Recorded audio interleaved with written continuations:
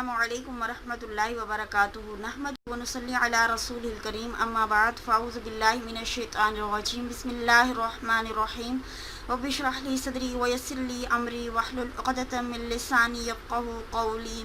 ज़ुल्हज्जा का चाँद देखने से लेकर कुर्बानी तक कौन से अमाल करने हैं। कुर्बानी करने वाला बाल और नाखून ना काटे, यानी अगर कुर्बानी करने का इरादा हो ये तो ज़ुल्हज्जा का अशरा शुरू होते ही अपने बालों और नाखूनों को ना काटा जाए। नबी करीम सल्लल्लाहु अलैहि वसल्लम ने फरमाया, जब माह ज़ुल्हज्जा शुरू हो जाए और तुम में से किसी का कुर्बानी करने का इरादा हो तो आप सल्लल्लाहु अलैहि वसल्लम ने अशरे का नाम लिया है, यानी कुर्बानी की जो शख्स नियत करे तो अशरा ज़ुल्हज्जा में उसको एक इजाफ़ी अमाल करना होगा। और वो ये है कि आप सल्लल्लाहु अलैहि वसल्लम फरमाते हैं, जो शख्स कुर्बानी की नियत करे, कुर्बानी का इरादा करे, तो वो ज़ुल्हज्जा का चाँद देखने से लेकर अपनी कुर्बानी होने तक अपने बाल और नाखून ना तराशे, ये अमल आपको करना होगा। जो इंसान कुर्बानी दे रहा है और वो इंसान और जितने उसके मातहत जिनकी तरफ से कुर्बानी दी जा रही है, तो याद रखें वो तमाम लोग अपने यानी कि बाल और नाखून नहीं काटेंगे कब तक, जब तक कि कुर्बानी ना हो जाए। तो कुर्बानी आपकी ईद की नमाज के बाद 10 को या 11 को या 12 को या 13 को हो सकती है, यानी कि जब तक आप कुर्बानी ना कर लें तो आपकी कुर्बानी हो जाए तब जाके आप इनको काटेंगे। कुर्बानी से पहले वो अपने बालों और जिल्द में से कुछ ना लें। बालों और जिल्द में से यानी जिल्द का क्या मतलब है, स्किन, यानी बाज़ औक़ात नाखूनों के साथ क्या होता है कि छोटी छोटी जिल्द जो है वो उखड़ जाती है या डेड स्किन आपके चेहरे पर आ जाते हैं।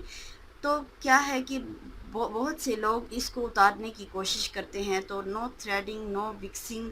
तो इन 10 दिनों में क्या है कि ये स्किन में से कुछ ना लें, यानी कि इन दोनों चीज़ों से मना फरमाया गया है। सही मुस्लिम में ये है। फिर इसी तरह कुर्बानी का अजर चाहने वाला बाल और नाखून ना काटे, यानी अगर एक शख्स कुर्बानी नहीं कर सकता तो वो कुर्बानी वालों के साथ अजर में कैसे शरीक हो, वो कुर्बानी के दिनों में क्या काटे। इसके बारे में आता है, सुनन अबी दाऊद की रवायत है कि अब्दुल्ला इब्न उमर इब्न आस रज़ियल्लाहु तआला अन्हु बयान करते हैं कि नबी करीम सल्लल्लाहु अलैहि वसल्लम ने फरमाया, मुझे अदहा के दिन ईद मनाने का हुक्म दिया गया जैसे कि अल्लाह ताला ने इस उम्मत के लिए ख़ास किया है।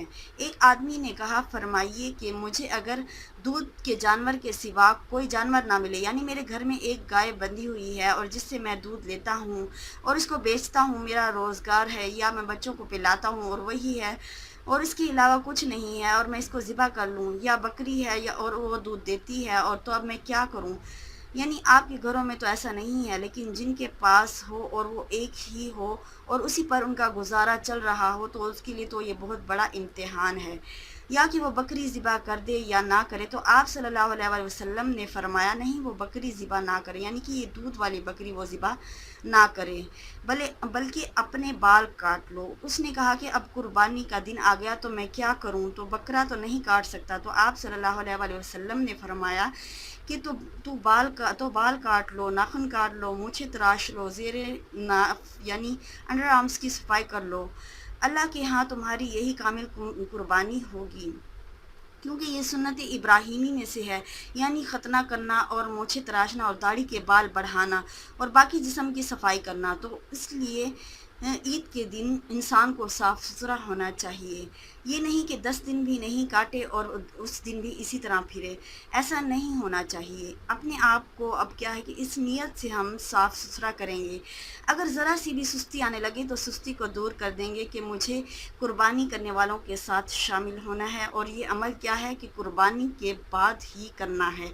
और अल्लाह ताला से दुआ है अल्लाह सबको इस पर अमल करने की तौफीक नसीब फरमाए। वमा अलैना इल्लल बलाग।